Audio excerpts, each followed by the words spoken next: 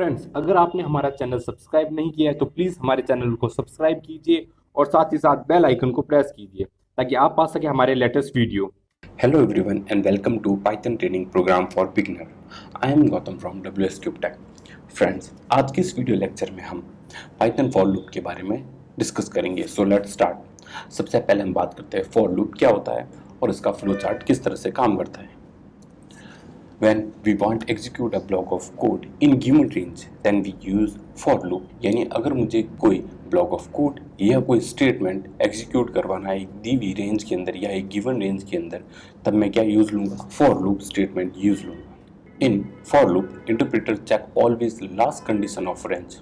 यानी for loop में क्या होता है, इंटरप्रेटर हमेशा लास्ट कंडीशन को चेक करता है. वो कंडीशन मुझे मिली है या वो कंडीशन मुझे नहीं मिली.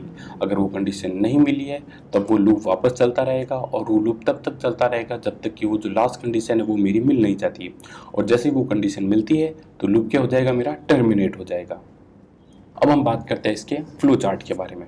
सबसे पहले हमने क्या किया, हर एक एलिमेंट को सीक्वेंस के अंदर डाला. देन इंटरप्रेटर क्या करेगा, कंडीशन के अंदर चेक करेगा कि जो लास्ट एलिमेंट है सीक्वेंस का वो मुझे मिला है या नहीं मिला है. अगर वो सीक्वेंस का लास्ट एलिमेंट मुझे नहीं मिला है तो वो लूप के अंदर आएगा और बॉडी ऑफ फॉर के अंदर जो भी कोड है उसको एग्जीक्यूट करवाएगा. देन इंटरप्रेटर क्या करेगा, वापस कंडीशन के पास जाएगा और चेक करेगा अब मुझे मेरी लास्ट कंडीशन मिली है या नहीं मिली. और अगर वो कंडीशन मिल जाती है तो क्या होता है, वो लूप से बाहर हो जाता है. तो जैसी कंडीशन मुझे मिलती है तो वो लूप से क्या हो गया, बाहर हो गया. तो ये तो था मेरा फॉर लूप और उसका फ्लो चार्ट. जब भी हम पाइथन के अंदर फॉर लूप यूज लेते हैं तो हमें साथ ही साथ रेंज फंक्शन भी यूज करना होता है. रेंज फंक्शन क्या करता है, सीक्वेंस जनरेट करवाता है इंटीजर नंबर का. अब हम बात करते हैं रेंज फंक्शन के बारे में. So let's start. When we want generate a sequence of number in Python with for loop then we use range function. यानी अगर मुझे सीक्वेंस ऑफ नंबर जनरेट करवाना है तो मैं क्या यूज लूंगा, हमेशा रेंज फंक्शन यूज लूंगा. और साथ ही साथ जो रेंज फंक्शन होता है वो हमेशा इंटीजर नंबर ही जनरेट करवाता है, ना कि फ्लोट नंबर. हम बात करते हैं रेंज फंक्शन किस तरह से काम करता है. सबसे पहले हम देखेंगे range function with single argument. तो मैंने क्या किया, एक फॉर लूप डिफाइन किया यानी फॉर ए इन रेंज और ब्रैकेट में सिंगल आर्ग्यूमेंट डाला और लिखा वहाँ पे 5. अब यहाँ पे 5 क्या है, मेरी रेंज डाली है. और जैसे अब मैं क्या करूँगा, लूप के अंदर आऊँगा और प्रिंट क्या करवा दूंगा मैं, मेरा ए. यहाँ ए क्या है, मेरा एक वेरिएबल है जिसके अंदर 5 रेंज 5 तक की वैल्यू है वो जा रही है.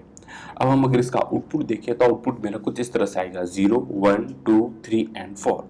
अब हम क्या देख सकते हैं कि जो लूप का इनिशियलाइजेशन हो रहा है वो 0 से हो रहा है और इंक्रीमेंट कितने का चल रहा है, 1 का चल रहा है. और साथ ही साथ कंडीशन क्या है, लेस देन 5. हमें पता है कि जो रेंज फंक्शन होता है वो किस लिए काम आता है, हमेशा इंटीजर नंबर के लिए.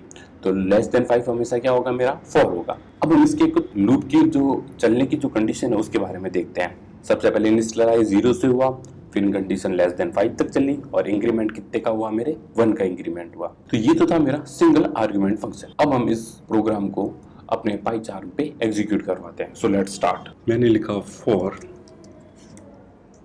ए इन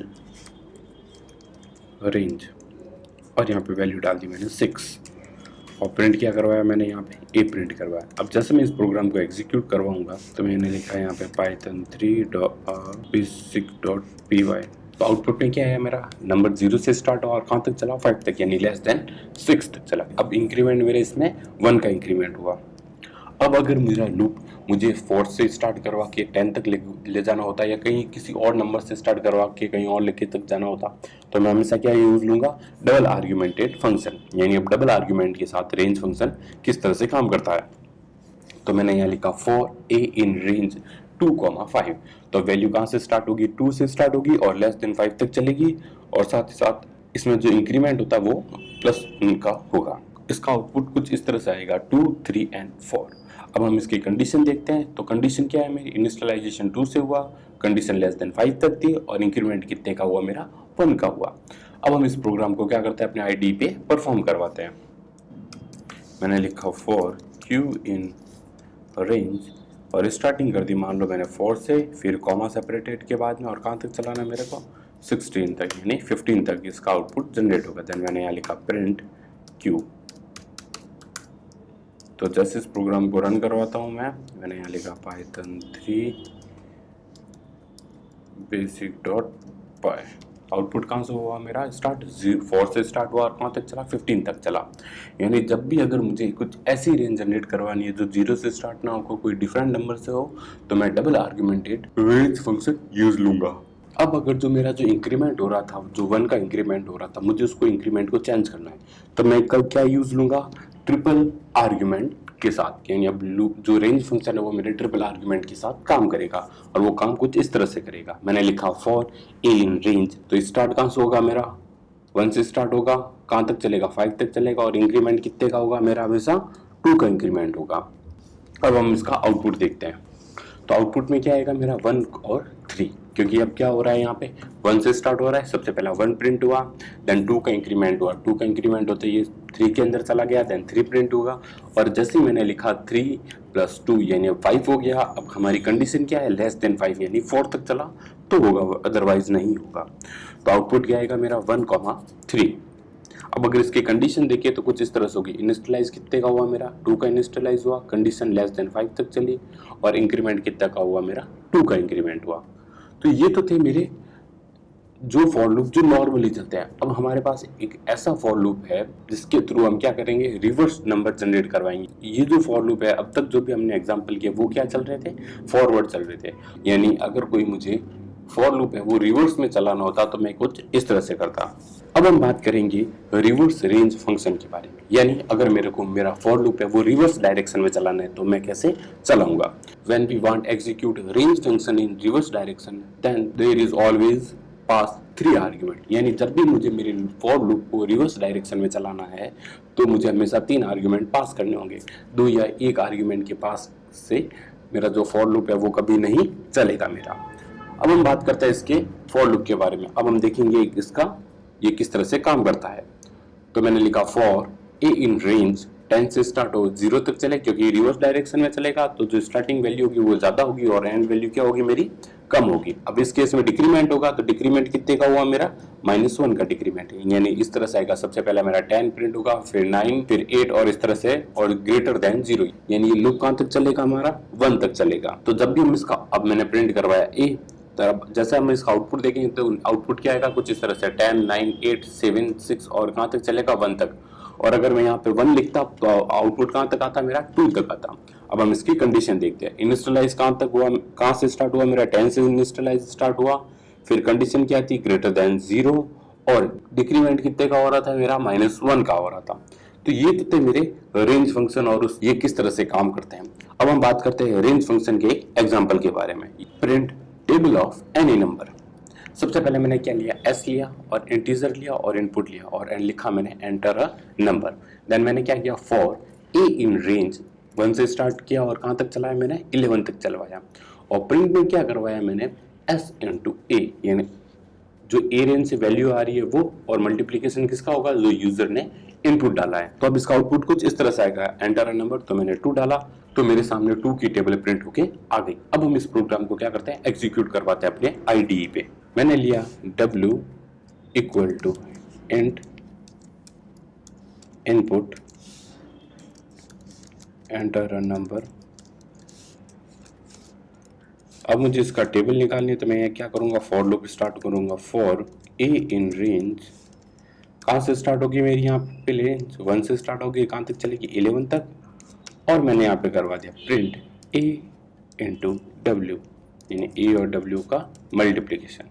तो जैसे मैं इस प्रोग्राम को रन करवाता हूँ तो मैंने लिखा Python 3 basic.py।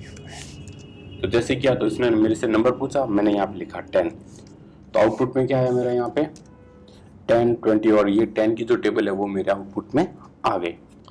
अब हम इस प्रोग्राम को अपने आईडी पे परफॉर्म करवाएंगे। सो लेट्स स्टार्ट।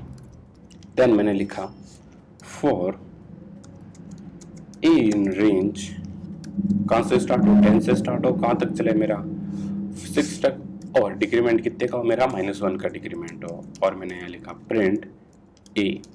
अब जैसे मैं इस प्रोग्राम को एग्जीक्यूट करवाता हूँ, मैंने लिखा यहाँ पे Python 3 basic.py,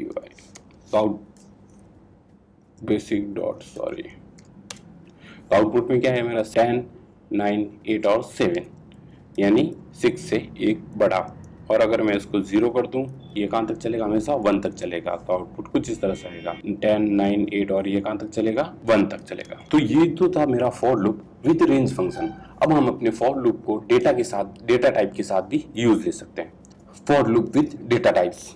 A for loop is used for iterating over a sequence that is either list, a tuple, a dictionary, a set or a string। यानी अगर मेरे को किसी भी डेटा टाइप के एलिमेंट या आइटम का जो सीक्वेंस जनरेट करवाना है तो मैं किसकी हेल्प से करवा सकता हूँ, फॉर लूप की हेल्प से करवा सकता हूँ।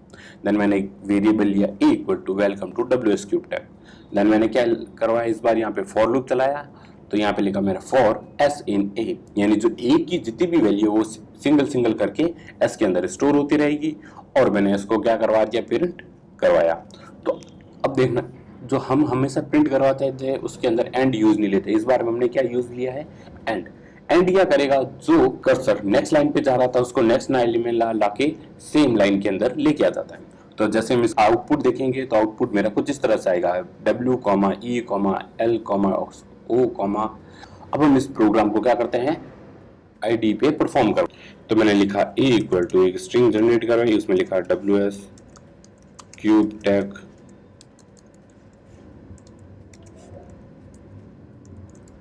जोधपुर।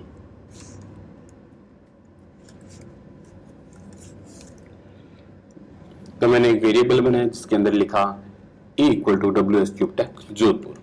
अब मैंने क्या किया, फॉर लूप स्टार्ट किया, Q इन A। अब मैंने प्रिंट क्या करवा दिया, मेरा Q। तो जैसे ही मैंने प्रिंट करवाया तो अब ये अगर मैं एंड यूज ना लूँ तो मेरा आउटपुट कुछ इस तरह से आएगा। और अगर मैं यहाँ पे एंड फंक्शन यूज ले लेता हूँ, एंड एट्रीब्यूट, तो क्या होगा, एंड और कॉमा, तो जो भी एलिमेंट अलग अलग हुए वो क्या हो जाएंगे, मेरे कॉमा सेपरेटेड हो जाएंगे। ये तो थी मेरी स्ट्रिंग के साथ। अब हम क्या कर सकते हैं, अपने लूप को लिस्ट के साथ भी चला सकते हैं। तो मैंने क्या किया, एक लिस्ट क्रिएट की और उसके अंदर एलिमेंट डाले। देन मैंने लिखा फॉर Q इन A, और यहाँ पे क्या करवाया मैंने, प्रिंट Q। और जैसे ही मैं अब इसको क्या करूँगा, एग्जीक्यूट करवाऊंगा तो आउटपुट मेरा कुछ इस तरह से आएगा, यानी ये क्या हो गए, अरेंज हो गए इस तरह से।